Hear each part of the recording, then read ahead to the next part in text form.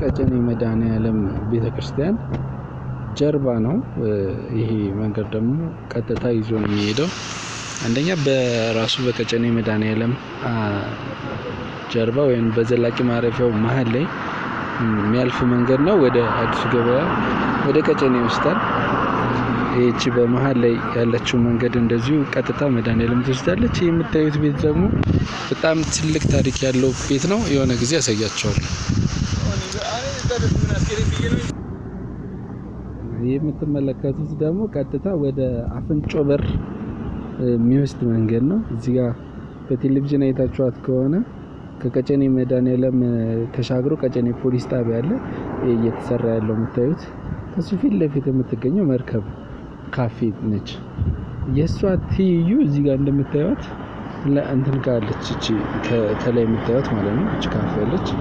ከዛን ደግሞ ቀጥታ የሚወስደን ወደ አፍንጮ በር መስጊድ ጋር ነው ማለት ነው። ይሄ ቀጨኔ ፖሊስ ጣቢያ ነው።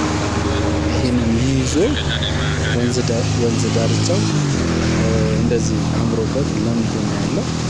በዚች ጋር ድልድይ አለች። ልጁ ነጭ ለብሶ የሚያልፍበት ቦታ ላይ የምታዩት እንትናለች ድልድይ አለች። ቀጥታ ወይኮ ያለው ቀጥታ ይዞን ይሄዳል። ይሄንን ይዘን ስንሄድ ወደ መቀጠያ የሚባለው ሰፈር ወይም ደግሞ የእንጦጦ ተራራ ጥግ ላይ ይወስደናል ማለት ነው። እና እኔ ያለሁት እንደምታዩት የቀጨኔ መድኃኔዓለም ጀርባ ነው።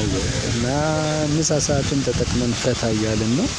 ወክ አድርገን ነው ተመልሰን ወደ ስራ የምንገባው። ያው አየሩም ነፋሻማ ነው። ብዙ ነገር ታያላችሁ። እና ይህንን ይመስላል። ያው ስልኩ ጥራት የለውም እንጂ የበለጠ ማየት ትችሉ ነበር። እና ዩቲዩብን ሰብስክራይብ ላይክ አድርጉልኝ።